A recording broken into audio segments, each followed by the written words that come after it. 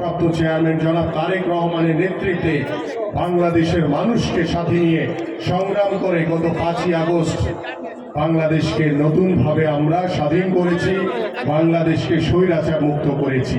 সেই স্বৈরাচার মুক্ত বাংলাদেশে আজকে আপনারা যারা মুক্ত আকাশে চলতে পারছেন, মুক্ত চিন্তা নিয়ে কথা বলতে পারছেন, মুক্তভাবে আপনারা আপনাদের মতামত প্রকাশ করতে পারছেন, কিন্তু কিছু আওয়ামী লীগ, এখন তো বাংলাদেশে আর কোনো আওয়ামী লীগ নাই, সবাই বিএনপি হয়ে গেছে। বিএনপি হয়েছে না? যারাই জিজ্ঞেস করেন কেউ কিন্তু বলে না ভাই আমি আওয়ামী লীগ করছি, সবাই বলে ভাই আমরা তো বিএনপি করছি।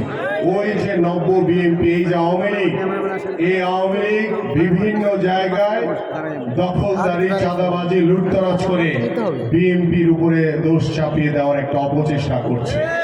এই জন্য আপনাদেরকে সতর্ক থাকতে হবে প্রিয় নেতৃবৃন্দ, কারণ বাংলাদেশে কোনো স্বৈরাচারের স্থান নাই। বাংলাদেশের মানুষ এই গত 17 বছর এই স্বৈরাচারদেরকে কখনো ক্ষমা করবে না। এবং এখন পর্যন্ত বিভিন্ন রাষ্ট্রীয় প্রতিষ্ঠানে, বিভিন্ন সংবাদ মাধ্যমে, গণমাধ্যমে আওয়ামী লীগের সেই দোসরদেরকে এখনো স্ব স্থানে বহাল থাকতে আমরা দেখছি।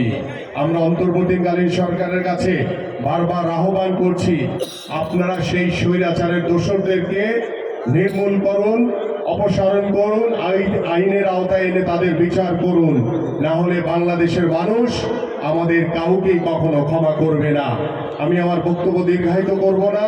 বিএনপি একটি মানবিক দল, সেটার বহিঃপ্রকাশ আমরা বিভিন্ন সময় দিয়ে এসেছি। আজকে সেটার বহিঃপ্রকাশ এখানে আমাদের যারা মা, খালারা, বাবারা বসে আছেন, ভাইরা বসে আছেন, আপনাদের জন্য আজকে আমাদের সামান্য কিছু উপহার রয়েছে। আপনারা সুশৃঙ্খলভাবে সকলে বসে থাকবেন।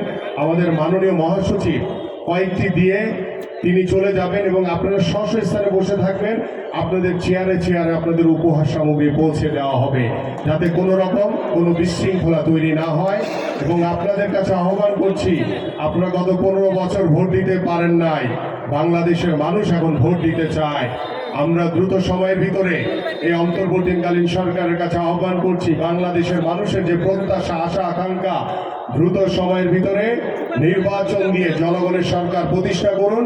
জনগণের সরকার এসে বাংলাদেশের রাষ্ট্র কাঠামো মেরামতের জন্য যে 31 দফা যে রূপরেখা দেওয়া হয়েছে, যে সংস্কারের রূপরেখা দেওয়া হয়েছে, সেই সংস্কার বাংলাদেশের নির্বাচিত সরকার এসে করবে, এই প্রত্যাশা ব্যক্ত করে আমি আমার বক্তব্য এখানে শেষ করছি। সবাইকে ধন্যবাদ।